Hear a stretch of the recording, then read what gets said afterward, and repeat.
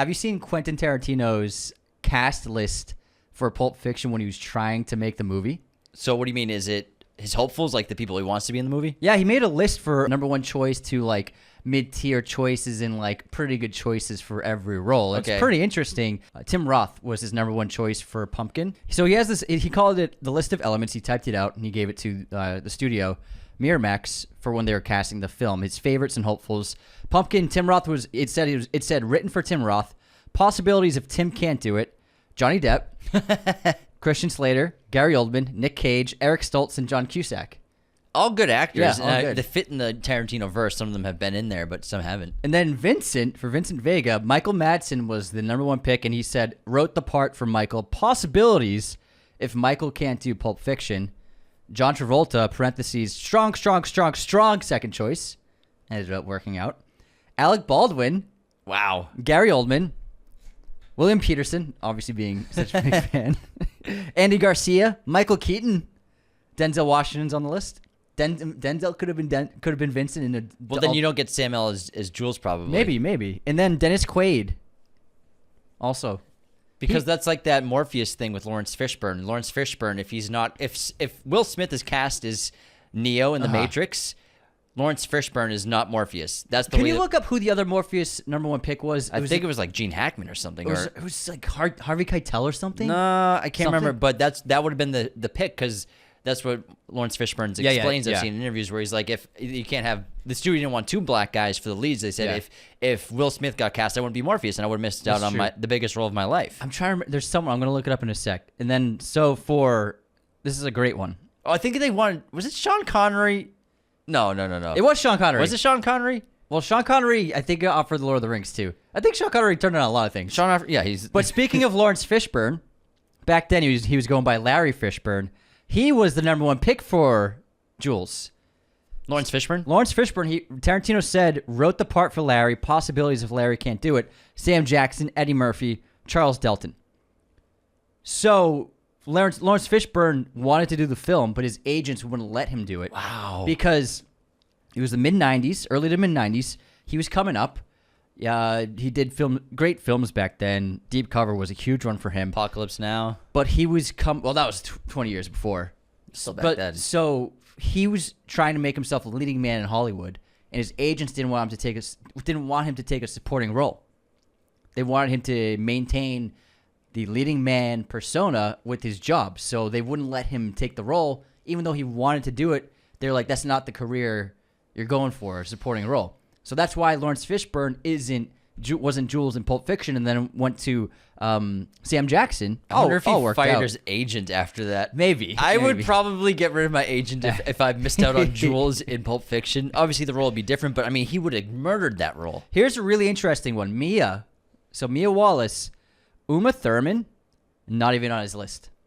He's got Virginia Madsen, number one, Marissa Tomei, Patricia Arquette, Alfie Woodard, Jennifer Beals, Pam Grier, Bridget Fonda, Robin Wright, Meg Tilly, Angela Bassett.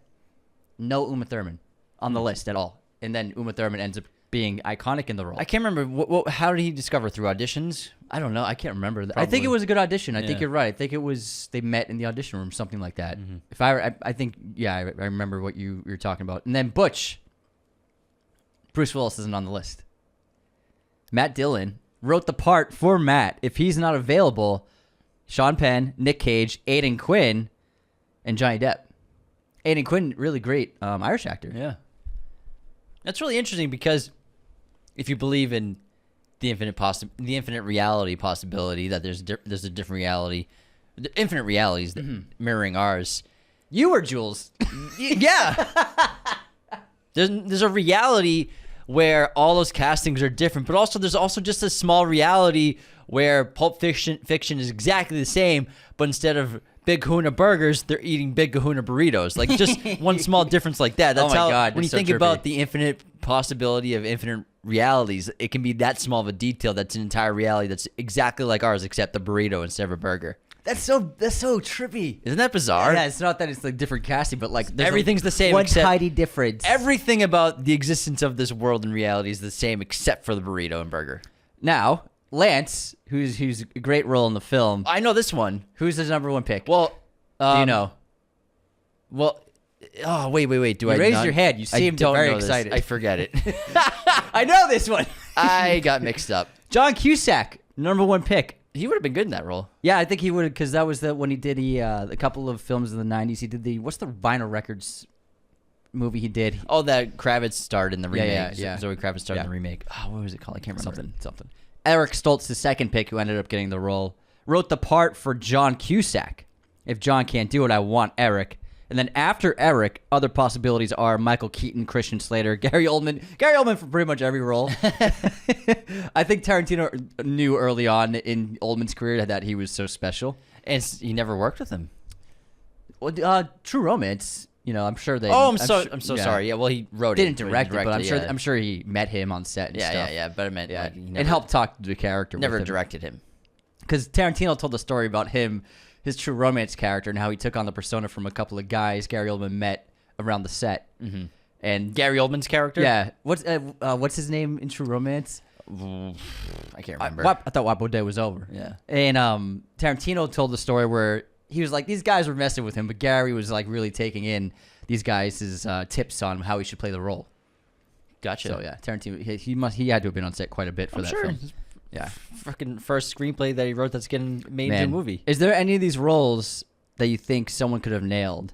Well, like I just said, I think Lawrence Fishburne could have nailed Jules if given the opportunity. Mm-hmm. But I mean, still, the magic of Samuel and Jules, like so many things happen, like that whole wig thing, the whole Afro wig thing, turning to Jerry curl wig was different. Would that have happened if Lawrence Fishburne was cast? He wasn't even wearing a wig. Yeah. In the press photos, he's got his receding hairline.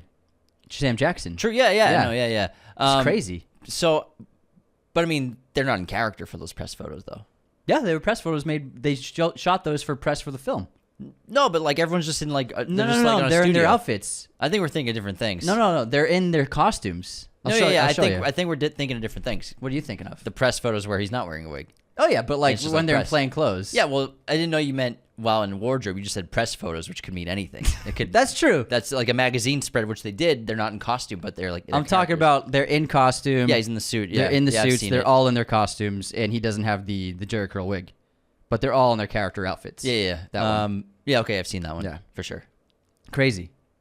What a cast! Unbelievable. What a movie! I love that picture. Never again. Man. Well, no, that's cool. I like a lot of those choices. It would have been so interesting to see Matt Dillon as Vince. Yeah. That would have been really interesting. Or Michael Madsen. I don't know if Michael Madsen could have pulled off Vince in the way that Travolta did, because Travolta is so likable and charismatic. And I know Tarantino has a fascination with Michael Madsen, and he's awesome. He's such a good actor. But as sort of what you view as the audience, I remember watching Pulp Fiction. I remember the first time I watched it, I always viewed Vince as the main character for a lot of it until he disappears for like 30 minutes, you know what I mean? Yeah. And then he gets murked at the end of the film. And then he comes back at the end of the film. So I always looked at Vince as the lead of the movie. You know, he probably has the most screen time in the entire film. Mm-hmm. So could Madsen have pulled off that same kind of leading man performance in it per se that Travolta did? Because Travolta is so likable, so charismatic. He exudes something on screen. He's a movie star. Everyone knows his name. Yeah. And I don't know if Madsen could have pulled that same performance. Madsen could have pulled off, because I think Vincent needs to be obviously cool. Madsen could pull off the cool. He could pull off the tough. But Vincent is effortlessly cool, which Madsen can do. If you watch Thelma and Louise, I think he's great in that film as Thelma's boyfriend. And he is super cool, like a badass but cool guy. But you need to believe that Mia would, in a way, fall for Vincent. And I don't think one night. Yeah, I don't think that she would have had that kind of connection with the performance Michael Madsen would have given, because Travolta has that quality where it's just like he's got like this insane sex appeal. And it's Saturday Night Fever and the sequel. He is just like, he oozes this like sex appeal, and women love him. Women went crabbing for him in the 80s and 90s. Handsome man. Yeah, and he's just got that about him. Michael Madsen, not saying he's not a great-looking guy. He is, and he's really cool. I don't think he would have been able to pull off I don't think audiences would have been able to believe Mia kind of falling for Vincent if it was portrayed by Madsen. That's an interesting perspective. I wouldn't agree with that. What my biggest concern, if this is a different reality and Michael Madsen is selected as Vince for Pulp Fiction, he's too much like Mr. Blonde. I feel like it'd be like Reservoir Dogs. It'd be like a sequel. Is this a sequel to Reservoir Dogs? That's what it'd feel like to me. So you're saying it definitely helped to have a different actor. I think especially 100%. the next movie. I mean, the previous movie, black suit, white shirt, black tie. What are they wearing in the opening of the movie? Same fucking outfit. So I've been like, wait, is this a sequel to Reservoir Dogs? It kind of is. It's a spiritual sequel. It's in the same verse, and they're technically brothers fictionally. So I think that if Madsen had done it, I think it would have confused audiences. Tarantino, after he couldn't get Madsen, he only wanted Travolta, but he had to fight the studio for him. And the studio didn't want him because his career had gone downhill. And he made them watch Blowout again to convince them that he could act. And that worked. Blowout. Oh my God, what a movie. Blowout's the best, man. It's so good. It's one of those movies, especially, I love movies about filmmaking. Yes. And this has so many components of splicing reels and cutting actual film celluloid and capturing audio and doing it in a very analog way. Everything's so analog. And it shows how lucky we are that we have such ridiculously expedited processes for making movies and content and video production and film production. It's just so much faster. But there's something about that classical way. It's so alluring to watch that, you wish you could have grown up in that world where that's what it was like when you're editing movies together. And it really adds so much to the magic of filmmaking, I think, so much. And watching Travolta splicing his reels and then putting the audio and matching and syncing the audio with the footage at the same time, back and forth, back and forth, back and forth, back and forth, until even for, writing his marks in the film. It's just so cool. It's so fun. If I was a film instructor or a film professor, that would maybe be like the first movie I would show like my students, because it's just like, it's a great film. It's De Palma, but also a great screenplay and great filmmaking, but also you get to see what filmmaking's like behind the scenes, even at a small scale of someone in his production house. No, that's a scream. It's the best. It's so fantastic. And I love, because we love sound design and appreciate it. You can really see behind the scenes of what it is to be a sound recordist and sound designer. But yeah, there's something about that. The owl's great. Split diopters in that film. And the ending shot with the fireworks, it looks so good. But there was this patience to everything in the world. And I think with filmmaking, everything's, so, like you said, so fast and so efficient and so expedited. It's created a generation of impatient people in that industry. Whereas back then it was like, to do things, it took time and it took patience, but you did it with care. Did it with a lot of care. And I think having too many tools that you can do at the blink of an eye might actually take away from the storytelling process, where if you have so many options, it's affecting why you're making a choice. Well, it's sort of like Fincher doing so many cuts. Yes. Someone like Clint Eastwood does 1 or 2 takes per shot. Doesn't do that much. He's like, you come prepared, and that's what we're gonna do. Is all right? You think that that's the best you can do? All right, we'll move on. He's moving on, but then Fincher, notorious for doing 70 takes for a scene or a shot. He's known for doing that. And I was watching this interview after Gone Girl came out. He was talking with Ben. They were doing a Zoom interview. It was probably like 5 years after the release, and he brought that up to Fincher. He's like, "You're notorious for doing so many takes on set," and this is after Ben had made a couple movies.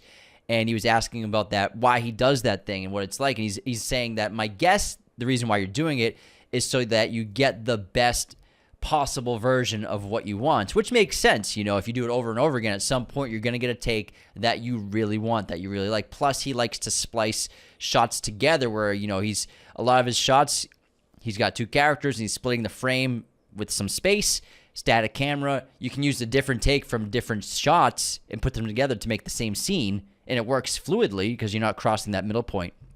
We talk about that in multiple episodes we've done on Fincher.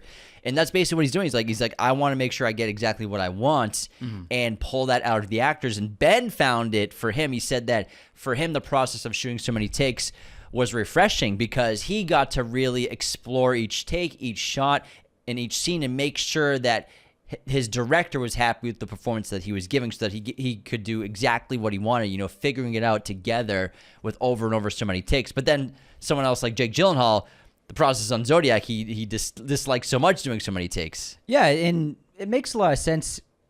I saw an Amanda Seyfried interview where she was talking about Mank, the movie he made with Netflix, black and white, that was adapted from the screenplay Fincher's father wrote about the writing of Citizen Kane. And she said that it was a big scene for her early in the movie. It's like it's her character introduction, and she plays an actress. And in the scene that's being filmed in the movie, she's like gonna be burned on like a pile of wood or something at the stake. Yeah, at the stake. And Gary Oldman's character like talks to her in between takes, and she said they did that scene all day, and they went home, and she wasn't happy with it. And then she got the call sheet the next morning, found out we're doing it again. And she was like, thank God. So she got another chance, a whole other day to do the scene.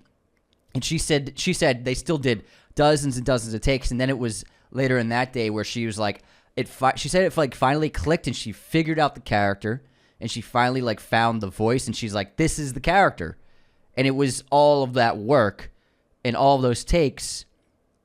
She was able to finally really dive into the character in a great way. And she's fantastic in that movie, so you can't blame it. And Fincher also has a great quote where he said, we have, one day on a big film production, it's costing you, it could be upwards of $1 million, like a day of shooting. And he's like, we have a $100,000 crew. We have movie stars. We've flown from all over the world. We built this set. And we got all this catering, we have all this gear, hundreds and hundreds of $1,000s worth of stuff. And the idea is to get the actors out as soon as possible, because there is that tendency, that feeling of like, okay, let's wrap them up soon, let's get them home soon. Yeah. But he's like, if we're spending all this money and doing all of this, building an infrastructure around this film, every movie is like its own business, and you build an infrastructure from the ground up for this shoot. Why would you try to end as fast as possible? And he's like, I want to wait until we get it, until he's happy. And I get that. Like, you can't blame him. And it's like it's hard to argue with that. Yeah, there's so many pros and cons to it, because you know, movie stars and actors, you know, it's a grueling schedule. They're up early often. Yeah. But they're not the first people on set. Not even close. There are people there hours before them getting everything ready, and there are people that, oftentimes the same people, that are there hours after they leave. So you don't want to overwork your crew.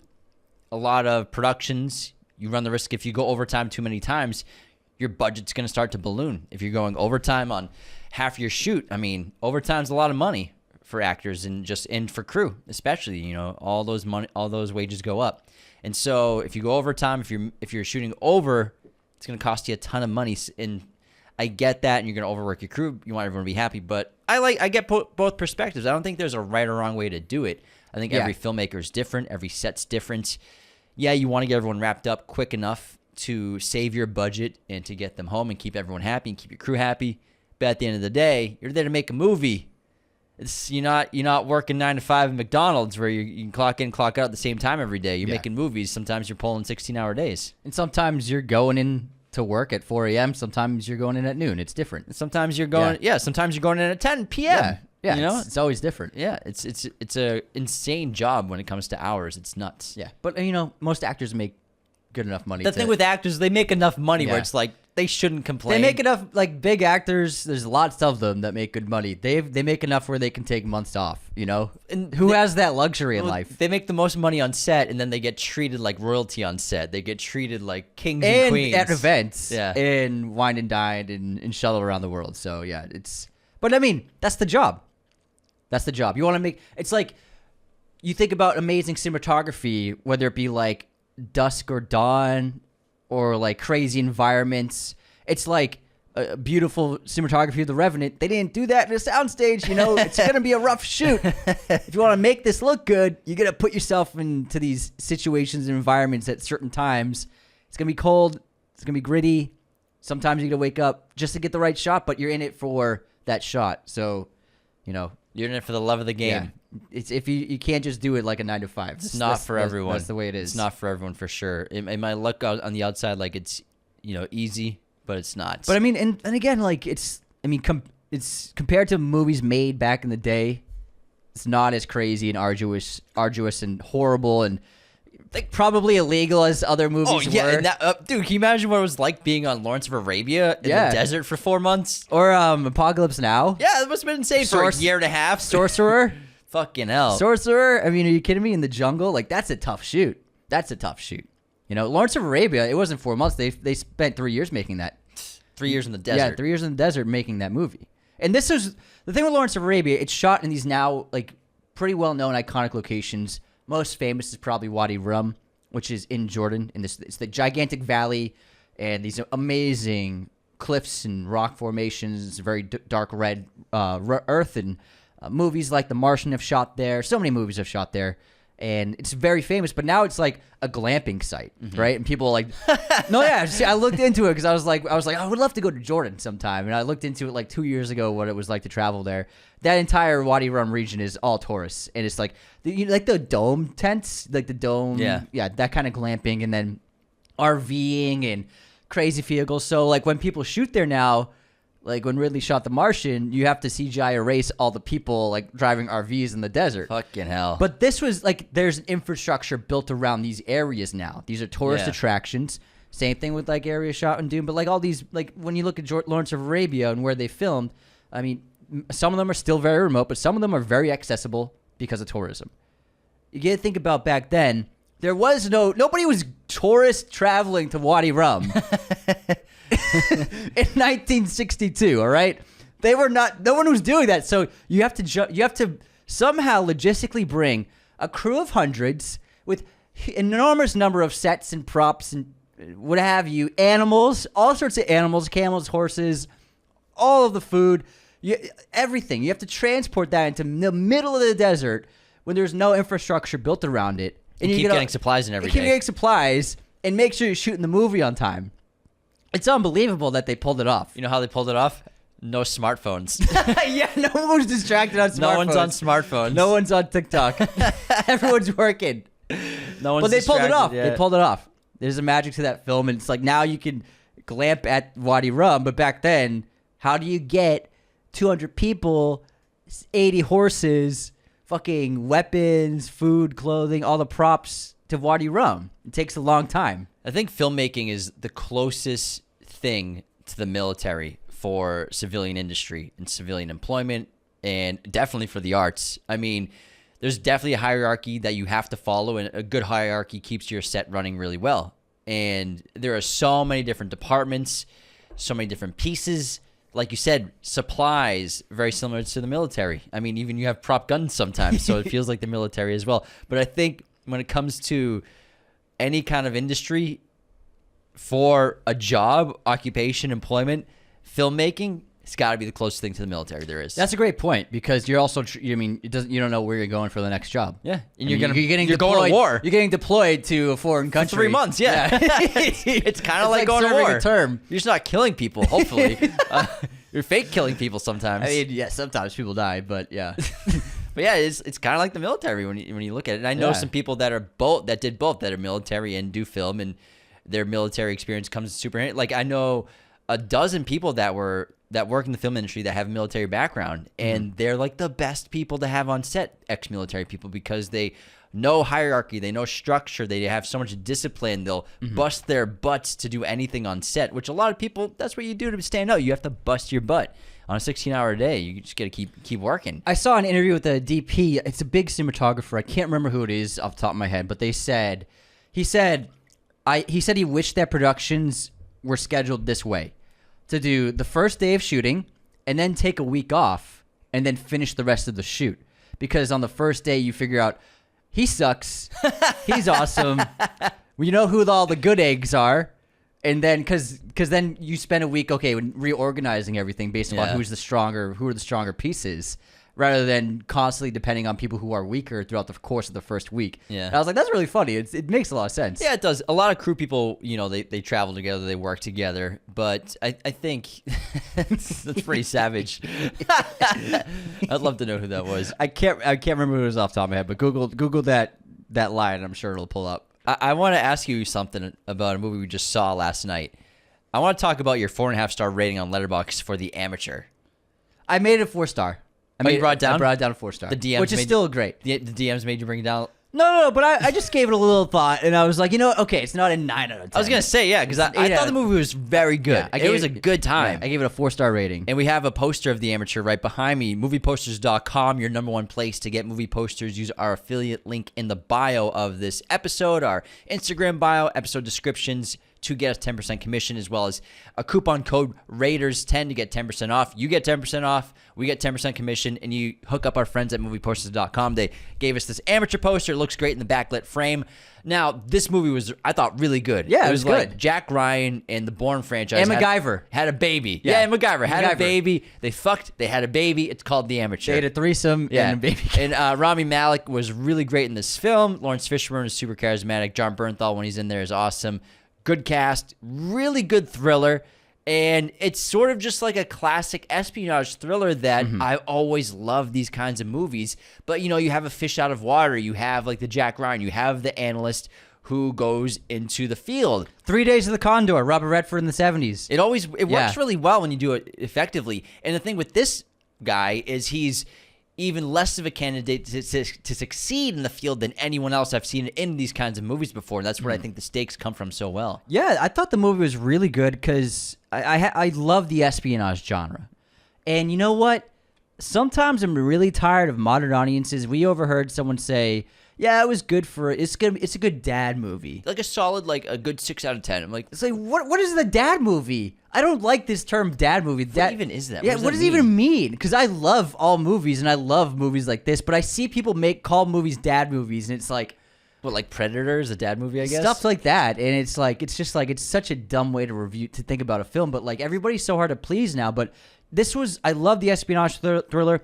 This is a very adult movie. It's smart.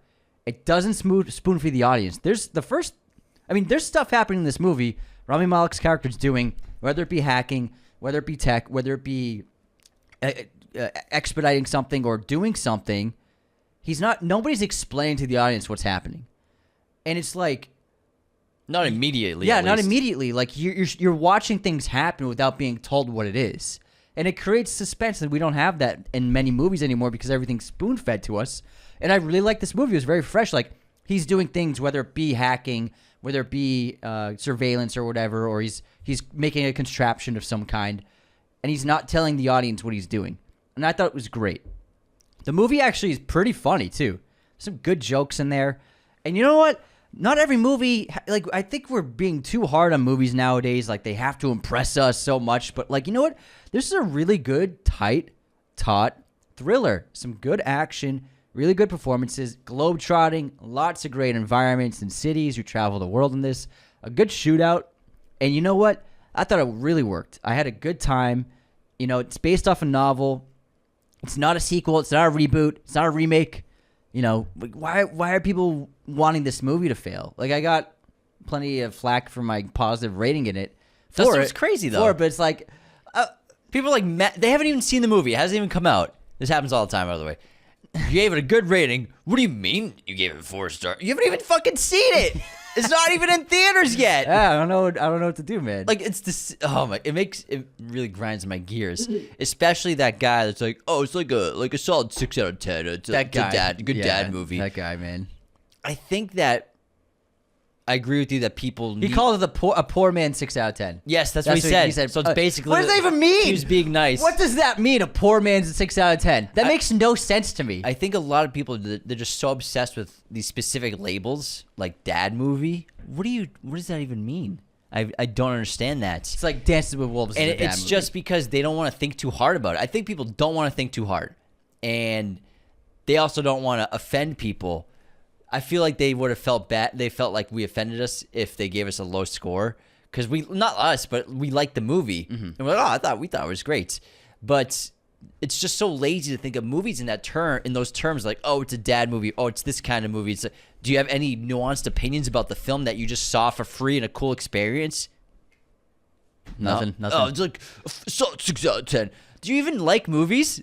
I don't think a lot of people like movies. Do you watch movies? I also think that novelty and extremes are so present in culture now, and even in movies, where it's like, and what I mean by that, by novelty, like something very different about it, whether it be plot or character. there's a novelty to it. It's silly, or it's like highly extreme or heightened, high concept, or it's extreme, like extreme humor or extreme violence or some kind of extreme character behavior. But this is like a movie that's just a good story. It's a good spy thriller. It's like the closest thing I've seen to Bourne Jack Ryan in a while, because that kind of genre really only lives on TV now. And there's nothing crazy about it. There's no novelty to it. So I think that maybe there's a lot of audiences out there that like they need something ridiculous about a film, something a novelty in some way to get them to like it or enjoy it. Like for example, there's a woman sitting 2 seats over with her friend, a guy friend, and she was like, usually I fall asleep at movies, but I'm actually pretty awake right now, so I think I'll be able to make it. And I'm like, who do they invite to I'm the just screenings? like, what are you doing here? I know. Why are you here? We were at a press influencer screening. That's usually where we go. And it's just sometimes they invite people. I don't even think they watch movies. I think they just make random content. 2 minutes. 2 minutes in, she's looking at her phone. Yeah. Constantly looking at her phone. With the girl next to you? Yeah, 2 seats over. Just like constantly. Like she couldn't just watch a movie for fucking 5, not even 5, shouldn't even last 5 minutes at a free movie. I'm surprised that the security let her do that. Well, she was hiding it pretty well next to her legs. And this screening, they didn't ask us to put phones away. Yeah. So they usually ask us to put phones away. No, they did. The guy with the microphone when the light on him asked us to. Yeah, no, but they didn't have a security guy there. No. Yeah, usually, no, they didn't. oftentimes there's a security guy that watches the crowd the whole time. A few times they ask you to put your phones in a bag. Yeah. The Minecraft screening I went to, I had to put my phone in a Oh, bag. really? Yeah. Oh, I've never done that. Yeah. It was pretty. It's like a Ziploc baggy sandwich bag. It's like a fancy Ziploc bag, basically. Yeah. That's exactly what it is. It's like a mix between that. It's a Glad sandwich bag. It's clear, so it makes no sense. No, it's not clear. It's a mix between that and the Amazon bags or FedEx bags that are gray with you can't see through them. You know what I mean? They're just like the thin bag. Sure, yeah. A gray shipping bag, Okay. a plastic It's bag. like a pencil bag. Kind of. It's plastic, but yeah. Sometimes we're at screenings where that happens. She was hiding her phone well, but Yeah. I was like, I'm not gonna say anything. But like she didn't last 2 minutes until she just pulled her phone out, and like the 2 minutes is like we're establishing who the character is. It's his day in the life, and it's pretty interesting day in the life. I thought he was an interesting character, and she couldn't even focus for that. Yeah. It's like this obviously. Everyone who listens to this show respects movies. Yeah, we know yeah, that. yeah, But we're talking about the other people. It's like, what do you even go to the movies for? Just watch the movie at home, I guess. I think the marketing teams, they sometimes they invite people that don't love movies. Yeah. And they just have a lot of views. Maybe they make content that's completely out of the realm of film and TV. Yeah. And sure, you want to get as many eyeballs as possible on your film. But, I mean, they don't even care about it. Yeah, it's it says many social media interactions as they can get. That's their goal. Yeah. There's many social media interactions. Yeah, that's the goal. Social media, it's huge. I mean, Yeah. I love social media because it's facilitated what we do. Yeah. But there are so many pros and cons to it for sure. Yeah. That's a con when people are just taking out their phone to talk on Instagram or just during a movie. Just put that thing away. Put it away. You couldn't even last 2 minutes. I saw Regal Cinemas says they're going to experiment with texting like booths and specific texting seating at theaters as well. Texting seating? Yeah. I'm down for seating, but Yeah. texting booth, people aren't going to use it. No, like a booth where like I think it's just walled off kind of or something so that you can text and it's hidden from everyone. No, I don't think people would use that even if they wanted to text. Maybe. They're not going to get up. What do you mean? Like a person wouldn't want to get up to text. No, I think no. What I mean is like they're in the theater watching the movie, but their seating is in a way that it's blocking the phone from everyone. So like you have the weird. This is what's happening, guys. This is crazy. And also smoking weed in theaters. So it's like Max Cady's gonna be in the theater. Yeah, I think that's the wrong approach because obviously theaters they're gonna be experimenting with so many things going forward, but to facilitate getting people to the theater. But I think that's just gonna make people want to text during movies. You're saying it's okay to do it when you're going to that seat. You know what I mean? Then it's like now people are going to go. Now texting is going to be too common. Mm-hmm. People will be like, "Oh, I can text here." Blah blah blah blah, and that's just going to spread like wildfire. Where would you put the booth? I wonder. We got asked a fun question actually. What's that? That kind of relates to this. We got asked if we had a movie theater, how would we run it? Oh, I would run it like the New Bev. The New Beverly Cinema. Yeah, the New Beverly. So concessions are as cheap as they can be, and really good prices. And then someone introduces each film. I love a good introduction to a film. Mm-hmm.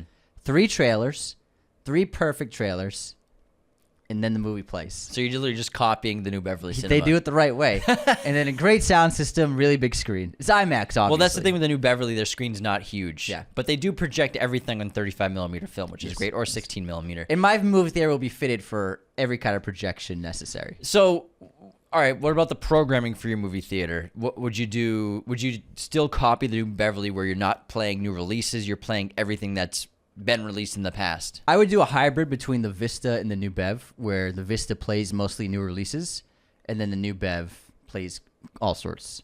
So I do both. I would do Everyday Matinee, and that's always going to be a really cool movie from 2 the past. p.m., like a 2 p.m. movie. Everyday Matinee. It rhymes. And then for certain big releases, like I'm not going to be playing Minecraft in my movie theater. So, but you know, you got to pay the bills sometimes. But hey, I'm not done. But I'll play Sinners there. You know what I mean? Well, here's the thing. You know, if you're working out deals, Warner Brothers is going to be like, we'll give you Sinners, but you also have to play Minecraft. I'll step on that grenade to, because I get to play cool movies during the matinee days. Matinee day. During the day. Yeah. I think it just depends on what you have access to. But I mean, in a perfect world, you have access to anything. That's why the New Beverly and Vista, these other theaters, they're able to play these old films because they have connections to all these companies and studios that own films and old movies on film still. That's what they're playing at these theaters. Yeah. So, I would like, if I ran a movie theater, if I had one, I think I would do new releases with sometimes like doing old films too as well. Mm-hmm. And I would serve popcorn with butter. Real butter. Stick of butter. Not you put a whole stick of butter. You get a whole stick of butter. The amount of butter James eats at a monthly basis. It's a good amount. It's a lot of butter. I have butter every morning. Butter is good for you. The amount I have is perfect for you. It's good for you. I have 1 tablespoon of butter every day. 1 table? You didn't measure it? Pretty much. Well, I've saved a lot of butter to go in that pan. You'd be surprised how much a tablespoon looks like. Yeah, you're right. A tablespoon of butter is like a pretty good chunk out of the thing. You know what I mean? It's like that. It's like an inch almost out of the tub. So I'm a tablespoon of butter a day. You also get the good stuff. Yeah, I get the good butter, man. I get Kerrygold, baby. $10 butter. It's not $10. It's $6. It's just the best. I've tried every butter. It's the best one. So, I've had other butters. This one's the best. Go. Who are you talking to? Who are you talking to? Truman Show. So I would serve every time everyone who got a popcorn, you get a stick of Kerrygold butter shoved right inside your popcorn. It's like a flake in England. Popcorn and a butter stick. Just kidding. I don't want to kill people. But real butter, that's the New Beverly Cinema Vista. Yeah. They have real butter. That's what they're putting on their popcorn. At AMC, they have butter. Butter. No, it's called butter flavoring. Butter flavor. That's what it is. It's not just AMC. It's every theater. Yeah. Every chain doesn't do real butter anymore. What a shame. It is a shame. I used to love just loading up on butter with my popcorn. I still will do with the fake stuff every once in a while. It's not real butter though. I know. It's corn syrup. And then I think I would do concessions. Obviously, all the good candies. Snow caps for sure. No red vines allowed. No, people like red vines. I gotta pay the bills, Anthony. No red vines. But it's like 1 out of 1,000 people like red vines. That's not true at all. You'd be shocked. It's like 50-50 Twizzlers versus red vines. No way. Yes, it is. No way. The thing is, we didn't have red vines in New England when we were growing up. It's like a West Coast thing. I'm telling you, people out here fucking love red vines. Fine, I'll get red vines. I'm telling you, you gotta sell fucking product, bro. Okay. At a good price. Yeah, at a good price. A good price. I like hot dogs at movie theaters too because they're quick and easy to eat for like before the movie starts. Sure. You know what I mean? They're easy to make for your staff. I love tendies. You gotta have chicken tendies. Yeah, well, here's the thing: if you're gonna have tendies, you probably need a big theater though, because you need a big kitchen. Yeah, I'll need a fry later, or at least just to get them frozen, then just toaster oven. Because I mean, I'll do it all in an air fryer. It's a whole thing. That's why the New Beverly, they're able to get away with their food. It's just hot food. It's just sausages and hot dogs. Sausages and hot dogs and popcorn. You know what? That's fine with me. Have you had a hot dog at the New Beverly? Yes, I have. So one of the first times we went, I had one. So good. I would also serve beer and wine. Fuck yeah, you gotta serve beer and wine for sure. And I would also do what the New Beverly does and the Vista does in a couple other theaters in LA, where when you go to the bathroom, the audio from the movie is playing in the bathroom. That's one of my favorite parts about it. But it's just a one-screen theater. Yeah. That's why they can do that. So, but I've always liked that. I think that's one of my favorite So features. when you walk, even though you're gone, you're still hearing what's happening. Yeah. You don't miss anything. I think that's so cool. That's great. I love that. I would also have a very strict no phone policy. No phones Very at all. strict, Yeah. I would have a policy where if your phone's out, you get a strike where you have to go into the outside the theater in the lobby if you're gonna make a call or make a text. If it happens again, kick you out. So I'd give 2 strikes. Only 2 strikes, not 3. 2 strikes. People usually get 3 strikes. No, man, not in my theater. Not in James's movie. You don't fuck around. 2 strikes and you're gone. Yep. 2 strikes and you're out of there. So first time they get put in the lobby, Wiffle ball rules. and James beats you with a wiffle ball bat. You like using your phone in the theater, huh? Boom! Isn't that a bit on South Park where someone's getting beat up with a wiffle ball bat? Someone's trying to kill someone with a wiffle ball bat, but they can't because I think it's so Carmen weak. trying to kill someone. Yeah. But he can't because it's just not strong enough. He's like, I think he's trying to, like, someone's accepted death and he's just trying to kill him. And also, you know, I think that screen size is important to me for theaters, so I would have a massive screen. screen. Yeah. And just kick-ass speakers, man. Kick-ass sound system. But also stadium seating. Doesn't have to be like an IMAX theater stadium, but, you know, enough so that someone who's not tall, they can sit anywhere and still not have someone's head in front of them, you know? I don't want someone's face in front of me either. I mean, that's the one thing with the New Beverly. It's a great theater, but the seating... If you're not tall, I mean, you're going to have someone's head in front of you. Honestly, the New Bev, best places to sit are like the first 4 rows. The Vista has a great stadium seating setup. It's just like a downward angle. Yeah. So, yeah, I mean, I think concessions are important, like good food, but at a good price. You know, not paying $6 for a water. You know, a lot of movie theater chains, it's just turned into... we talked about this last week. I don't want to get into it again. It's just like going to a stadium. So cheaper concessions for sure. And a lot of seats. I want to like fill those theaters up. Lots of them. I want it. Yeah. But I mean, would you have 1 screen or multiple screens? 2 screens. 2 screens. A smaller screen with like 50 seats for the cinephile films. For the quirky films, you know. And then big theater for new releases and big special presentations. I would have 50 screens. 50 screens, 50 theaters. In one place? One place. I don't think there's enough people to go in those. My theater. Doesn't work. I can do what I want. All right. Where are you going to build it? Somewhere. Somewhere big. In Highland Park. Somewhere cool. What was the most recent old movie you saw in a theater? Most recent old movie I saw in a theater. Let me think. I know I saw Lawrence of Arabia.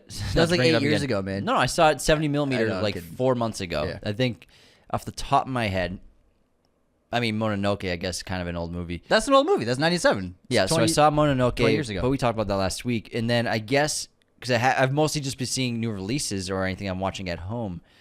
But because I haven't been to the New Beverly or any of those theaters in a while. All right, I watched The Wicker Man a couple weeks ago. Yeah, okay. At the Egyptian in 4K restoration. And it was absolutely fucking great. It was so good. And the 4K restoration looked fabulous. At some points, I was like, it feels like almost like a film. It looked so good. And that's such a bizarre movie. Like, everybody who, like, this genre that's cropped up of, like, the cult or, like, the rich person inviting a person to a secluded location, and there's the mystery and something crazy is going to happen. Dude, The Wicker Man did it first, man. It started it all. Like, almost 50 years ago. Maybe 50 years ago. That was the first one. It's still the best one. And it's a really bizarre film because it's got this very strange tone and comedy. And if you get The Wicker Man, you get it. And if you don't get it, you're going to be like, what the fuck is this? And it was really cool to see with that audience because there weren't that many. There were maybe like 60 people. But everybody is, if you're going to see The Wicker Man in theaters, you love The Wicker Man. You know what I mean? Mm-hmm. So it's a weird movie. But Did people dress up at all? Nobody dressed up, no. But everybody laughed at the right moments. And everybody was just feeling the vibe because it's such a bizarre experience of a film. And there's a lot of music. There's a lot of like folk music. Not even folk music. It's just bizarre pagan music. And so many crazy sequences. And if you show that, if you're going on a date with a girl you're dating, you do not take her to see The Wicker Man. She'll be like, "What the fuck is wrong with you?" But if you see it with people who love the Wicker Man, it's a great experience. It was awesome. Anthony's wreck, the Wicker Man. Don't do it on a first date. Definitely not on a first date. Not on a first date. If she likes movies or he likes movies, definitely watch the Wicker Man together. Well, I like movies a lot, so I think I should watch that ASAP. But before I talk more about that, let's take a quick break. Yes. Read out some cool reviews, some unsubscribes. Have a little quick intermission, then we'll get back to our movie chat. Quickie. Now, before we continue, the best way to support Raiders of the Lost Podcast is to become a patron today at patreon.com/Raiders of the Lost Podcast. Every patron gets the possible access to, depending on their tier, weekly bonus episodes of the show, access to the ad-free version of every single episode to listen and watch without the commercial breaks. You get access to our Discord. We have 5 different tiers of membership. Find out which one is best for you and your budget. Another great way to support us. Leave those 5-star ratings and reviews on Spotify and Apple. I'm going to read one out in just a minute, but they are so helpful for our show getting discovered, our show getting charted, and adding some much-needed reputability to our show. So people will be like, whoa, they got a couple thousand reviews. I think I might check that show out. Also, subscribe on YouTube. It's huge for us. YouTube is a big, important platform for Raiders of the Lost Podcast. So subscribe, leave comments, like every video that you see. Turn on the notification bells on Spotify, Apple, YouTube. You know all the things to do, all the things that everyone talks about. And also, another great way to support the show is sharing us, sharing our content. Our Instagram reels in your stories is so helpful. People have been doing it like crazy lately, sharing our TikTok videos, our YouTube videos, sharing your favorite episodes or new episodes with people you love in your life who love movies, who don't have a podcast they can get cool, great breakdowns and analysis from. So send them every episode you like. This episode, of course, like always, is sponsored by our amazing friends at movieposters.com. The number one place to get your posters online today. And make sure you use both our promo code Raiders10, which will always get you 10% off your order, as well as our very own affiliate link, which is in our bio, in the bio of this episode. Use that affiliate link, and your movie daddies, James and I, get a little cut. So help your movie daddies out. Help yourself out with that discount. Use Raiders10 and our affiliate link. They have a huge selection of pretty much every film and TV show imaginable in their poster library. New releases like The Amateur behind James, which is on this awesome, gigantic backlit poster. It's beautiful, double-sided, rolled, movie theater quality. They also have your favorite classic movie posters, international films, collector's items like very rare lobby cards, movie stills, one-sheet posters, half sheets. All the movie posters your heart could desire are at movieposters.com. Always go there for your poster needs because they look great. They have amazing service, super fast delivery all over the world, and great prices made even better thanks to our coupon code Raiders10 for 10% off and our affiliate link. All right, let's hear some unsubscribes, Anthony. I'm ready for this. You ready for some unsubscribes? Unsubscribe. First up, we got Super Brand. So proud of you guys for making it this far, Star Wars Galaxy Edge. Guess you won't need us anymore, so I'm gonna unsubscribe. No, we need you. We'll always need you. DJ Brother Mac. I didn't expect this interview episode from you guys today, so I must unsubscribe. However, because we posted it on a non-normal day of posting, after watching the incredible episode, I'm inclined to resubscribe. Thank you. The Dude Abides, playing a new drinking game. Drink every time they say. We watched this all the time when we were kids. If I get too drunk, I'll drive. I'll have to. If I get too drunk to drive, I'll have to unsubscribe. Any episode before 2023, you'll be wasted every time. Yeah, you'll be fucking dead. You'll be too drunk to text, man. You won't even be able to text. Brian J. Oh, Severance. Bert's retirement video was made by Audi Bert, not any Bert. I regret to inform you that I must unsubscribe due to this error. He's right. He's absolutely right. Everyone's favorite comic nerd. The plural of fish is just fish. Unsubscribed. Who said fishes? I don't know. When I left my review for Shutter Island, I misspelled Martin Scorsese's name. I wrote Mary instead of Marty. So Ryan L. wrote asterisk Marty unsubscribed. Thanks for keeping me honest, man. You and asterisk, man. You cannot say that word for the life of you. My brain likes. You cannot say asterisk. I just said it perfectly. Yeah, but perfectly. You messed up three times. Twice. You just did it. I said asterisk. You're trying so hard. I am. My brain hurts. Ben Tucker on Star Wars. You guys are seamless in these interactions. Great questions and follow-ups. Very professional. Talking with your mouths full, though. Unsubscribed. We had to. We were reviewing the food. Yeah, they had us eat food. It was great. But I was like, someone has to say something. That green pistachio parfait, our lips and teeth were green so fast. James smiled and his teeth were all green. I was like, shit, I gotta drink this thing. The blue drink was phenomenal. It was all great. It was phenomenal. All really Mini Mitts. You guys love movies? Unsubscribe. Thomas Chauvin.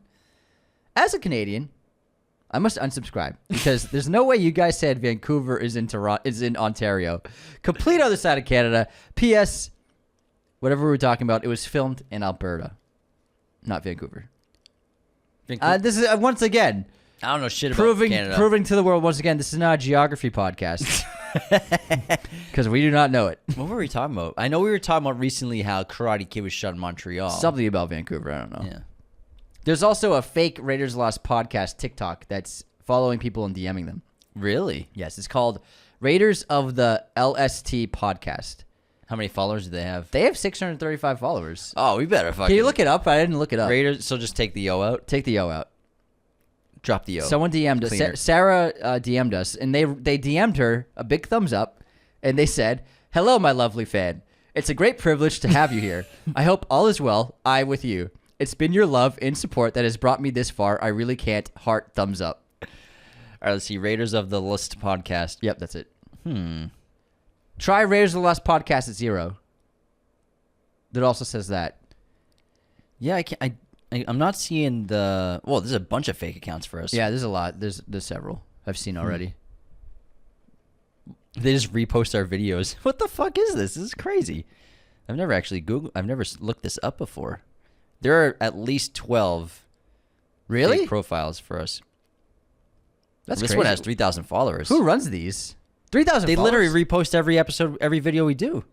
Oh, I found the account. It's private. It's private. What the fuck?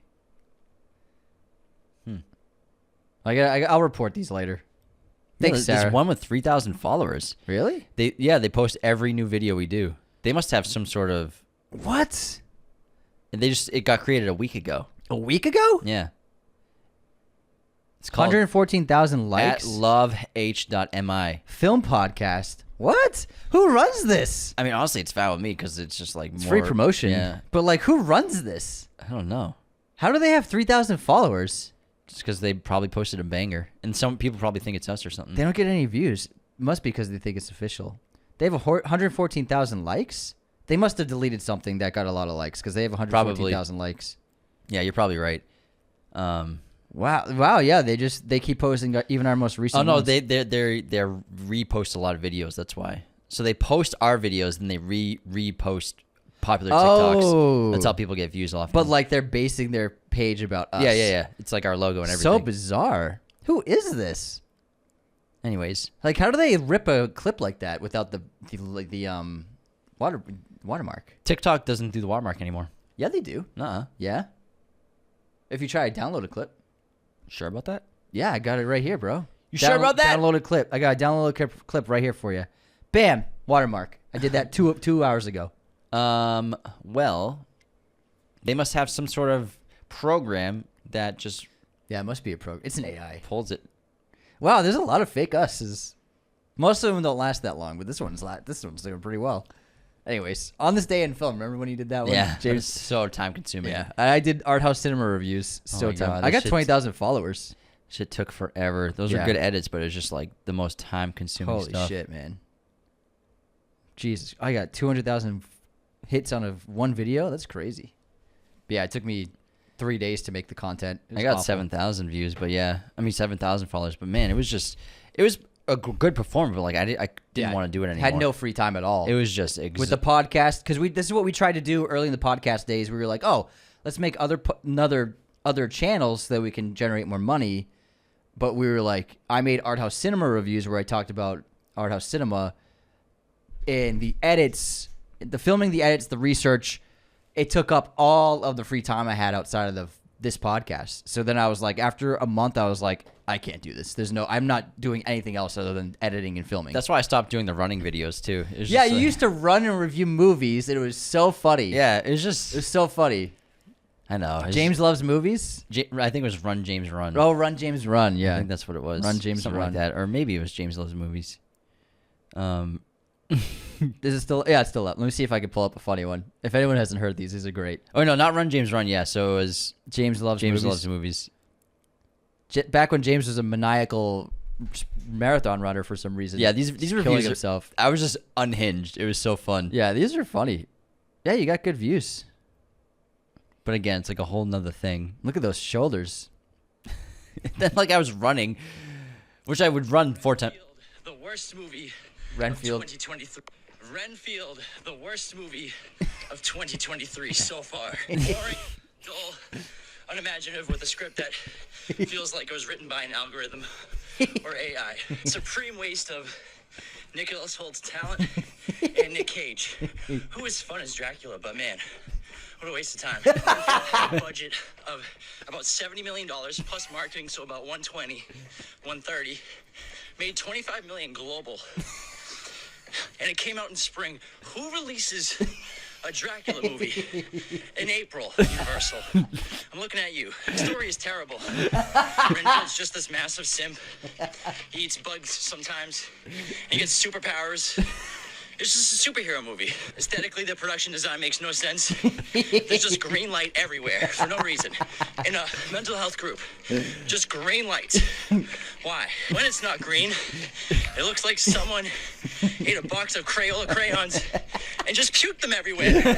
He's got the ugliest apartment I've ever seen in my entire life. You have Nicholas Hoult. How do you not make a Renfield who's just like sexy, suave, confident, sophisticated, luring people in with his charm? And then, like, make the story around him being this fucking... All right, got it. Yeah, the Boston comes out. I feel like that's a little more authentic James right there. That was me just fuck it. That's like, just pissed off James. Like, fuck this movie. I was pissed off after Fuck that this movie. Renfield pissed me off. I was very excited about that film. Yeah. And I did not like it at all. I was moderately excited. I was not very excited. I was stoked, man.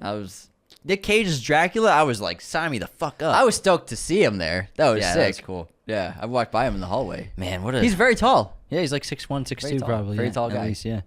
A lot of actors are sneaky tall, like you have no idea. Then there's some of them are sneaky short. And then some of them are sneaky average. No, like... It's like almost like they're other people. How tall do you think Rami Malek is? Malek? Yeah. I would say he looks like he's 2 inches shorter than us. He's 5'7". Almost right on the money. Almost there, yeah. We're 6'4". Fucking wish. 5'10" without the shoes. A solid 5'2". No, a solid 5'10". Solid 5'10". Yeah, a dad. I'm 5'9" and 3/4. 7/8. I throw down every one of those quarter inches. I gotta get to my written review if that's cool with you. Of you wrote? You know how to write? No, written review that someone left us. Oh my God! Sorry, we're still in the intermission. Yeah. Technically, we're not anymore. I guess, yeah. So it's great. Sorry about that. You're good. Let's get to a 5-star written review on Apple Podcasts from Johnson and he. The subject line is, "They made Pattinson laugh." Re-upload. We did make Pattinson laugh. I accidentally deleted my review, so I'm posting it again. Didn't mean to unreview my unsubscribe. Unreviewed. Been listening since 2020, the year we started the show.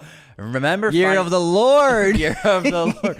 Remember finding this podcast on accident while working an overnight shift. First episode I listened to was when you guys talked about everything wrong with the Star Wars sequel trilogy. When I first listened, I thought a film boy was having a mental episode and was talking to a minor, and I still think that.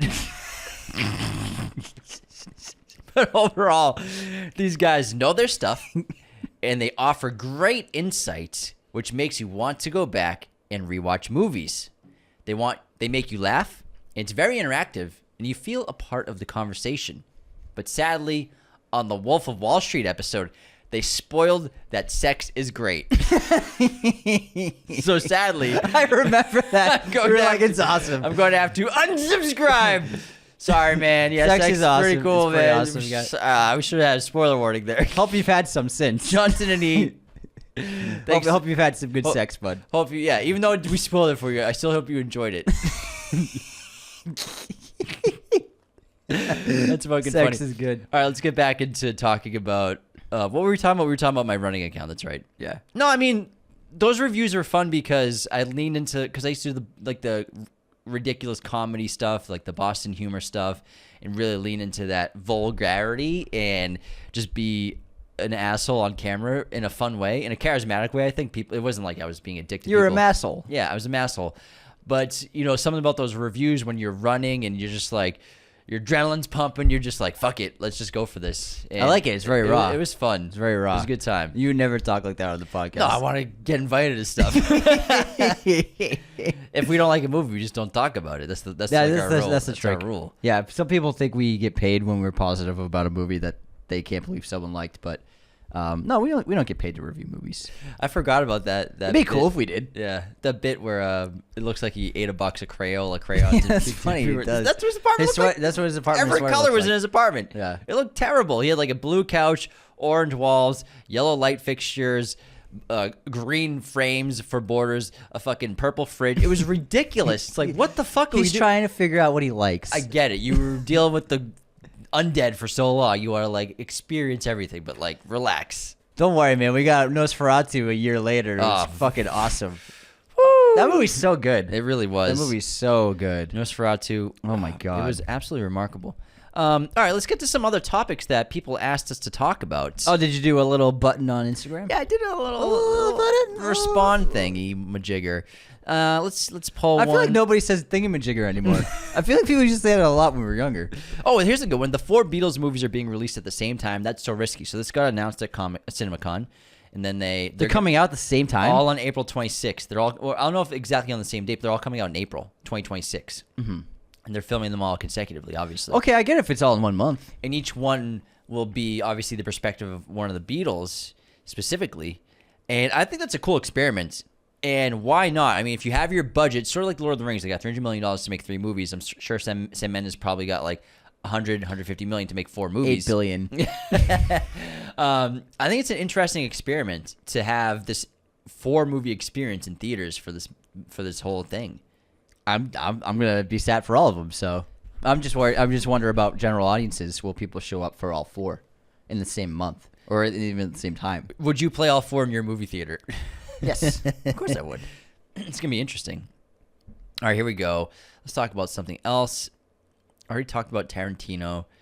Lock, Stock, and 2 Smoking Barrels and Snatch. Yeah, what a fun topic. I got Snatch right here behind me. I mean, I still remember watching Lock, Stock for the first time when we were teenagers, and it just floored me because, you know, we were so into gangster movies at the time, and Scorsese. We were 14, 15 years old, I think, around the time we saw Lock, Stock for the first time, and that felt like a part of that kind of genre in a lot of ways.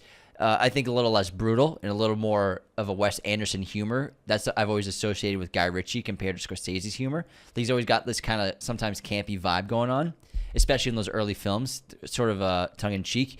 And I think Lock, Stock for me was just such a great introduction to his career. I think a lot of people, they get introduced to Ritchie's movies through that if they start off in the beginning of his filmography. But man, it's such an impressive movie for your first feature. It's really well written. It's well directed for the small budget they had. And the cast and the characters are really what makes it like a lot of those early Ritchie movies. The characters shine. Yeah, it's Lock, Stock was like the Reservoir Dogs in England, of the UK. It came out around the same time, independently made, small budget, and then just caught on like fire, and then he got a little bit of budget to do Snatch. And they really are very similar movies, but just different plots. What I always was struck with that made them feel so different from anything else, you saw it in Goodfellas, but a different kind of version of this, is in Lock, Stock, and Snatch, there's just so much guy shit-talking. Yeah. They're just talking shit the whole movie. And it's so fun. Because that's what, like, gangsters are like. And The Covenant was like that. Yeah, The Covenant was like, it's just like fucking taking the piss out of each other and giving each other shit. And it's really funny. And it's like you end up loving these guys. And it's great. And then also there's like really crazy plot moments that happen and shocking deaths. But it's really like that humor comes from it's just always shit talking and taking the piss. And it's just great. They're so good. Yeah, I mean, there's something about a lot of movies the characters just aren't written as well as they used to be today. And I think that's one of the reasons is people don't want to get offended. They don't want to offend people or their audience members. But at the end of the day, this is how people talk. Yeah. People talk shit all the time. Yeah. And specifically guys. Everyone talks shit. Everyone talks shit. Everyone talks shit. And also, specifically guys, we're always shooting the shit, always talking shit. It's like part of being a friend is you're roasting each other all the time. It doesn't always have to be vulgar, but always joking with each other. But not every guy thinks like that. But a lot of my male friendships, it's always been like that. Yeah, nothing wrong with it. It's like a baseline. I think like a great personality trait. I think humor is my favorite personality trait in people in general. Humor and sense of humor. And I think that baseline, if you have a positive outlook, I think that base comes from that foundation from having a good sense of humor. Yeah. And humor's important. A lot of filmmakers and a lot of screenwriters, they know how to tap into what's funny. Even if you're making a gangster movie, even if you're making The fucking Amateur has like 10 really good jokes in There's it. good jokes in The Amateur. And yeah. I think that Goodfellas is hilarious. Yeah, Goodfellas is so funny. I think Guy Ritchie just has a knack for that kind of humor and that kind of storytelling. But Lock, Stock was so fun. And Lock, Stock is different because I guess it's more of ensemble. Snatch feels more like they're kind of like the leads in a lot of ways. They're trying to orchestrate everything and make sure it doesn't all fall to shit in Snatch. Yeah. But Lock, Stock's like a big part of Lock, Stock is the robbery plot, which makes it different from Snatch. Yeah, and Lock, Stock has the whole poker element too, right? Yeah. And so I like how... And then Snatch is boxing. Yeah, and so I like Lock, Stock and Snatch, but Lock, Stock has so many different storylines going on. Snatch does that too. They're all connected, but then there's sort of this great sort of last 10 minutes that everything seemed kind of futile to get to this point, because I don't want to spoil what happens at the end of the movie, but it's almost like, what was the whole point of all this in this funny way? How it just ended up like the way it ends is just so funny to the whole objective of all these characters. Mm-hmm. And I think that's so ironic and fun. It's a great 1-2 punch, and he contrasts with Tarantino so well, because Tarantino comes from old school filmmaking. Theory-wise, he didn't come from old school filmmaking, but he makes movies in the old school way. Guy Ritchie's always been in the cutting edge of style. Not in terms of cutting edge of technology always, but his movies have always been highly stylized, so he was always able to position himself outside of other filmmakers with his style, with his editing techniques, and with his incredible use of insert shots and juxtaposition of images, and then his use of speed ramping and slow motion that nobody was really doing. He really was like, he made you notice as a filmmaker that he's like an auteur. Yeah, you know what I mean. It's like it's a Guy Ritchie movie, especially those early ones. Him and Tony Scott around the same time were doing these really cool film techniques that like nobody was really doing. He's sort of a blend. Tarantino, yes. Scorsese, yes. But then a bit of Edgar Wright. Yeah, definitely. Like those three directors, yeah, feel like they equal Guy Ritchie's style. Mm-hmm. For sure. Especially a movie like Sherlock Holmes and Game of Shadows specifically, really leaning into those inserts. And he's always been stylized with his insert shots as well, too. Like Scorsese always has been. Tarantino always has been. But Edgar Wright specifically, when you do the inserts with the editing, the inserts with the fast editing, both those guys, it's a common motif in all their films. But then also the hyper slow-mo, like when Sherlock first fights that first bad guy in Sherlock Holmes in the opening sequence, and he's able, before he fights the guy, Sherlock Holmes has the ability to be like, okay, I know exactly what every movie he's going to make, and then he predicts all the places he's going to punch. You see that in super slow motion, and then he speed ramps it when you see it in real time. So he plays with speed so much, and it's just so much fun watching his movies. Yeah, and Tarantino loves slow motion. There's so many slow motion shots. And that what I like about so many different filmmakers, some of the greats don't even do stuff like that. Some of the greats don't even use slow motion. I mean, if you think of someone like Christopher Nolan, outside of Inception. I was going to say, I was like... Let me finish the sentence. I was like, oh, what? Let me finish the sentence. Outside of Inception, does Nolan even ever use slow motion? Memento, he speed ramps in Memento. No, he just plays in reverse in Memento. Yeah, he plays the photograph. It's not in slow motion. Is there anything in slow motion? Is filmography? There's no slow motion in any of the Batman movies. I know that for a fucking fact. Like I can't think of a single shot.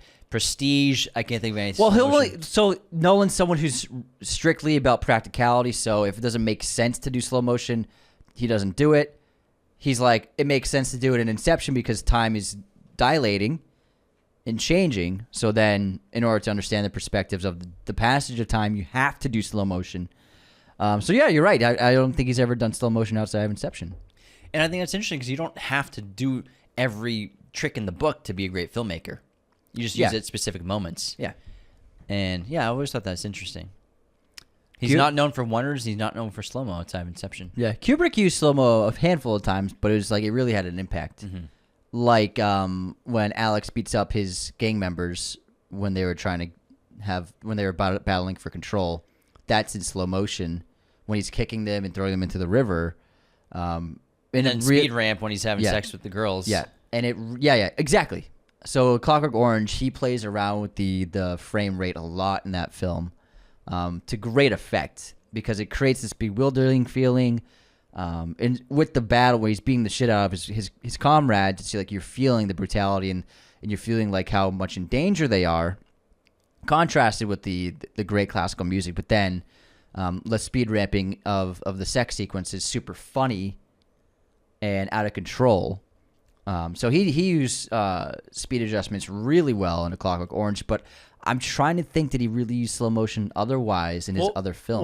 When I think of Kubrick, I don't think of slow mo, but what I think, Shining, the red water, the blood. I mean, coming out of the elevator, slow motion. But still, what he does, I think gets a similar effect to slow motion is stillness. So slow, still shot. Whether it's the Kubrick stare, whether it's from The Shining with Jack looking out the window. Or zoom outs have that feeling. So like the slow Kubrick stare push in. I mean, Barry Lyndon, so many still shots. The camera's not moving, or it's moving forward very slow, tracking very slow. It looks like it could be slow motion because they're not moving. You know what I mean? It has that kind of a similar effect. And a lot of his shots, when they're static, they look like portraits in slow motion. And it's not just of that stillness. The actors are not moving, but it's not slow motion. And it's not like just the scenes where they're shooting with low candlelight so the actors can't move for the focal length and depth of field, but like even like in the duel fights, like people aren't really moving for most of the scene. And it does feel like it's frozen in time like a painting. Yeah, even think of Barry Lyndon, towards the end of the movie, he's, become very wealthy, marrying the woman, and he's taking over her entire estate basically, and he's just like, he's got a son, and he's his adopted son. He's sitting in that chair, that great wide shot. The other guys are just like sitting at the table. Everyone's like rocked from just eating and drinking all day and just living luxuriously and not doing anything.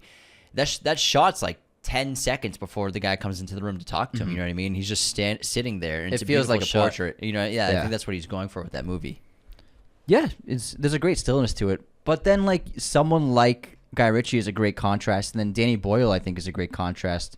Not all of his films. To Guy or to filmmaker like Kubrick with the patience of it, because his Danny Boyle, I can't think of a filmmaker that has more range than Danny Boyle.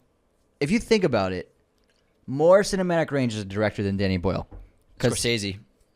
Well, here's the thing. Danny Boyle's done like, I'm talking like technology wise, camera wise, filmmaking style wise.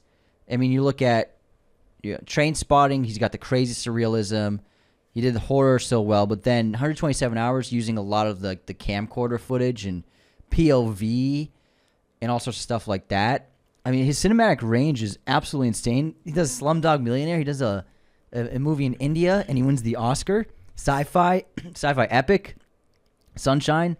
It's pretty insane. Yeah, what he's done as a filmmaker. And then Scorsese. Well, okay, I would say Scorsese has more range, but yeah, because Danny Boyle's very. Scorsese's done a little bit of everything too. He's done different formats as well, big budget stuff, small budget stuff. Yeah. We all know his filmography. And then, I mean, even look at a movie like Hugo. He made one of the best 3D aesthetic-looking movies ever, according to James Cameron, who's an expert on 3D. He never done it before, and he says James Cameron's like, this is the best 3D movie I've ever seen. Yeah. So I think that it's the type of movies they select. But I mean, Danny Boyle is definitely in that comparable level of being sort of a Swiss Army director, kind of being able to do anything. Yeah, I like that Swiss Army he's got director. every tool in the belt. He did Yesterday. Well, it's because you have, I think, a lot of great filmmakers. You're just great adapters, and Scorsese's talked about that so much. He's great at adapting, and he adapts to every film. Every movie's different, and you're trying to adapt the filmmaking to best tell that specific script and tell that specific story based on the tools that you have. And there's, I think, like for people who don't realize how significant he is as a director. You got to watch his movies. You got to watch his deep tracks. You can't. Yeah, you got to get away from the popular ones. Don't want we've all seen Taxi Driver. We've all seen Goodfellas. We've all seen. I mean, hopefully, The King of Comedy. All the movies this century. Even don't watch those. Go to the deep tracks. Yeah, but I'm talking like Alice Doesn't Live Here Anymore is a great film. Age of Innocence, it really is like one of his great movies. That's a phenomenal piece of cinema. It's like we always see people like making the claim, oh, he only does gangster movies. We all know that, but like, Bringing Out the Dead. Bringing Out the Nick Dead's Cage, awesome. Awesome movie. Yeah, he's really done it all, and it's Fucking shocking. Hustler, baby. Yeah, I mean, Hustler. Color Money. Color of Money. It's unbelievable. Like the guy, he's done everything, but it's just like even like his deep tracks are still like if you took his deep track films and put it on another filmmaker, you'd be like, oh, that guy's one of the best filmmakers ever. Just from his deep tracks. It's unbelievable what when he's Gangs done. of New York is a deep track to you, then that's you're pretty fucking good. Yeah, it's crazy. It's crazy what he's done. Kundun, Less Temptation. It's unbelievable. He's done it all exceptionally well, and there's really no one. You're right. I mean, Danny Boyle has done a crazy mix of films, but the only genres that Scorsese hasn't explored in a significant way is science fiction and then war. Well, horror too. But Shutter Island's horror. Yeah, but I mean, he's made one movie that's kind of a horror movie. Shutter Island I think it's a straight up horror movie. I wouldn't call Shutter Island a straight up horror movie, but I mean, I just watched it last night. It's a horror movie. Based off what you described in terms of like exploring in his career, he's not. Yeah. If that's just one out of 25 movies he's directed, you know what I mean? He hasn't really explored horror. I mean, Cape Fear has horror elements. I think that Cape Fear is psychological horror. I think that both Cape Fear and Shutter Island fall into the horror genre. If you're gonna ask me, I would say yes to both of those. Your opinion. To both of those, but he just hasn't really done sci-fi. Yeah. Or a war picture. He's done war in his movies, but he's never done a war film, which is interesting. I feel like he would make a fucking crazy war film. Yeah. I was watching this great interview with Tom Cruise the other day talking about The Color of Money. And oh, really? Was it recent interview or old interview? I'm not sure. And it's definitely like probably the last few years. And he's talking about working with Paul Newman and just being on that set and how, he did that right after Top Gun. He got Color of Money. It's fucking Scorsese. Hottest young Paul star. Newman. Yeah, he's the hottest young star in Hollywood. And working with Scorsese, like what an opportunity. And he's talking about how I went and did my summer fitting for my wardrobe. I'm in there in the summertime. I got like a t-shirt and jeans. I'm like, this looks great. It feels great. And then he doesn't realize, they're shooting in the winter in fucking New York, all over like all over the country. Yeah. And he gets to set one day. And the scene is he remembers reading in the script, and they're outside, and he's like freezing his ass off. He can't even read his dialogue, can't even say his dialogue. And meanwhile, Paul Newman's inside the car. They got a space heater in there for him. He's also got that big brown coat he wears in the movie, like the fur coat. And Newman's like, "You tested your wardrobe in the summer, didn't you?" He's like, "Yes, I did, sir. Yes, I did." He's like, "All right, watch and learn. Rookie mistake, basically. Like rookie mistake." It must have been the shot where Newman's slowly taxing the car, and then Vincent's trying to like talk to him while he's driving. It must have been that scene. It was a funny way you put it, man. It's a good story, but yeah, I mean, it makes sense. Tom's a legend. We all know him as this old legend, but then he's got to start somewhere. He's got to learn the ropes from great legends as well. Yeah, and who'd better learn from than Paul Newman? Yeah, The Color of Money. It's an interesting film in Scorsese's career because he didn't really plan to make it. Newman developed it, and Newman produced it, and he asked Scorsese to make it. So that's how Scorsese got the job. He wasn't really intending to make it, and so it's probably the only film he's ever done where he didn't develop it from day one. And he didn't even want to do it during it. I was another interview I was watching with Scorsese recently. He's talking about, he said every day on I'm sorry, King of Comedy. I'm sorry, The King of Comedy. Really? So The King of Comedy was a movie that he didn't really want to do, and he didn't feel connected to it. and to him it felt like a burden. It was like a job that he didn't enjoy in a lot of ways, and he's doing it because Bob wanted him to do it, and Bob's there, and he's doing really well. And Scorsese's like, every day I showed up late. I showed up late every single day because I just couldn't get out of bed to make this movie. I didn't have it in me to make this movie. Ironically, it makes a great movie. Oh my God. Scorsese not wanting to make a great movie makes a great movie. That's him not wanting to do a good job. But King of Comedy is like, I show up to work every single day late because I just couldn't do it. Oh my God. Couldn't do it. Tortured artist, you know what I mean? That's unbelievable. Yeah, and then they did Raging Bull, which basically saved his life because of De Niro. But Raging Bull is just... I can't think of a filmmaker more suited to a project than Raging Bull because he brought so much artistry to that film. And it really was the peak of both of them collaborating together. They had done those movies together, and then Raging Bull, which is a totally different animal and an artistic elevation for him as a director. I mean, we were talking about playing with speed, but what he does with the editing and the sound design and everything in that film is just absolutely insane. Camera movement's insane. Yeah, and also shooting it in black and white. Do you know why they shot it in black and white? Oh, I forget. We've talked about it before. Remind me. They said one of the main reasons, not the only reason, but one of the main reasons was to differentiate it from the other boxing films. That's what it was, yeah. Because it's a popular genre. And so making it black and white really set it apart from the rest of all movies that were coming out in boxing and sports. Did you hear about the new Rocky movie?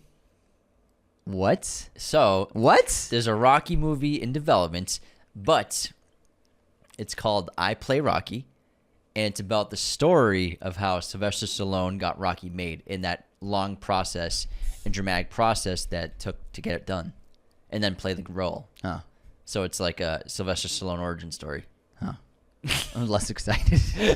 You were so excited for a sec. I Play Rocky. Okay, that was part of his pitch. Yeah, I get it. Yeah, I'm sure it'd be cool. Yeah. I'm sure it'd be good.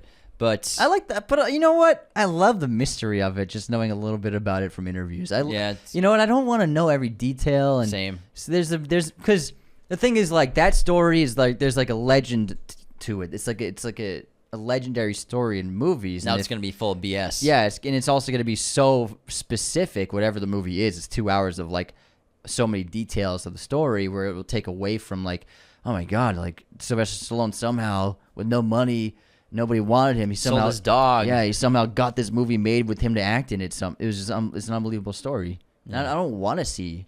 I honestly don't want to see a movie about that, especially because everyone knows the ending. But and the thing is, we all know the dramatic beats, the big ones. We know. Selling his dog was like one of the biggest tragedies he had to do to, be able to pay the bills. And then he sells the script, gets the movie, and he has to pay like $10,000 to get his dog back. Yeah. Which obviously anyone would do. He could have sold the script right when he finished it, but he wanted to act in it. Yeah. That was the problem. Nobody would take it with him as the actor.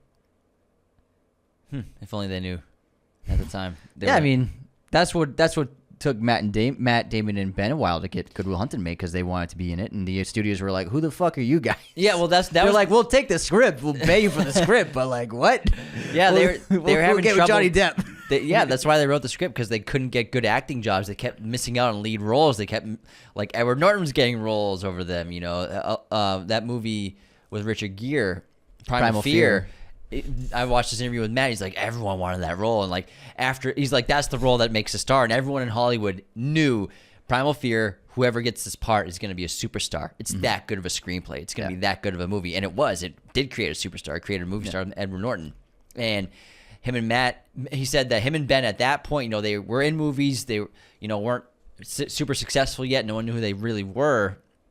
They were getting roles. I mean, Matt was in some good movies. He was in a movie opposite Denzel. He was in Peacemaker, Coppola. But he wasn't, getting paid. He wasn't successful yet. He was just in roles. And same thing with Ben. They hadn't gotten their big break yet. And after Primal Fear, they lost out on that, and Matt lost out on Primal Fear. They decided to write their own screenplay. And obviously based off the story he wrote when he was in college. But they wrote Good Will Hunting so that they could get movie roles. That was like their objective. It was like, we're going to write a script because that opportunity's gone, and these opportunities aren't going to come anymore. Like a Primal Fear, that's probably like the last time that happens in his perspective. And so he's like, we're going to write our own movie. I would argue, and I'm prefacing this with the fact that I love Ben Affleck to death. He's a great guy. I love him. I love his movies. Better be careful what you're gonna say. I'm just saying. I'm just prefacing it. Careful. I love the guy. But honest opinion, I don't think he would have become a big star if it wasn't for Good Will Hunting. Whereas I think Matt Damon would have found great success regardless, because Coppola hired him for Peacemaker. He was working with Denzel. He had this. He's always had it. You know what I mean? And Sure. There's a Denzel interview where he's talking about how great Matt Damon was in the role. I think Matt had the stuff, so he was going to find a way in. Probably would have taken longer, but I think he was going to find a way in. I don't think that Ben would have become a big star, maybe at all, if it wasn't for Good Will Hunting. It's success. That's what I'm arguing. Because Ben's a really talented filmmaker, and he's become a very good movie star. And I love the guy. I love him. But I'm just saying. I'm just saying. I think if they couldn't get Good Will Hunting made, if that never got made, I think Matt Damon still would have become a very famous actor because he's got the it factor. Plus, he's got the talent. He's got the looks. He would have found a way in. He would work with Coppola. He was getting small roles, but working in big movies. I think he would have gotten it. He wouldn't have been Jason Bourne. They would have been making Jason Bourne with a different actor who was big at the time. But I think he would have found his way in the 2000s. I don't want a world where Matt Damon's not Jason Bourne. Me either, man.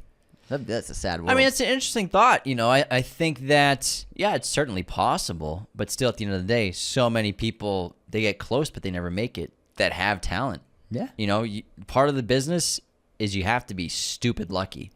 That's part of the business in Hollywood, being stupid fucking lucky or connected. It's like those two things. Yeah. Like you're the son or daughter of someone. Obviously, there's a lot of nepotism in Hollywood. Pros and cons to that. But at the end of the day, you still have to be stupid lucky. Yeah. And so I still think there are probably, you say about any profession, maybe the greatest baseball player never picked up a bat. If he had the opportunity to, he would have been a great baseball player. Yeah. Maybe Matt would have never caught his break. I'm sure there's so many actors that probably never got that opportunity to keep going. Yeah, but I'm saying, like, you don't star in a Francis Ford Coppola movie. Like, that's not the same as someone who never got their big break. You know what I'm saying? No, I know, but there are still, I'm sure there are actors out there and actresses who were in big movies or in movies with great directors, but then their careers just fizzled out. Yeah, I mean, you look at plenty of movies in the 90s. Yeah, that's what I'm saying. But what I'm saying is, like, he was doing it, is what I'm saying. You know? Clearly, Francis but got clearly him. that's why he did go hunting, because it wasn't happening. Yeah, no, I know, but I think he would have found his way. I'm saying. Maybe. But maybe if they didn't write Good Will Hunting, he would have given up. He doesn't seem like a quitter. Never know. I'm not saying he's a quitter, but You just said he would have given up. maybe. How is that not a quitter? How is that not exactly the same I would thing as never say quitting? anything like that about Matt. Don't put words in my mouth. I didn't say he was. You technically didn't say he was a quitter, but you said maybe he would have given up. You said he would have given up. I Yeah, said maybe. completely different thing. Maybe. Completely different thing. God damn it. All right, I'm starting to lose my voice. Why don't we wrap up this movie chat? Let's wrap it up. It's been quite a lot of fun. That was a good one. It was a good chat.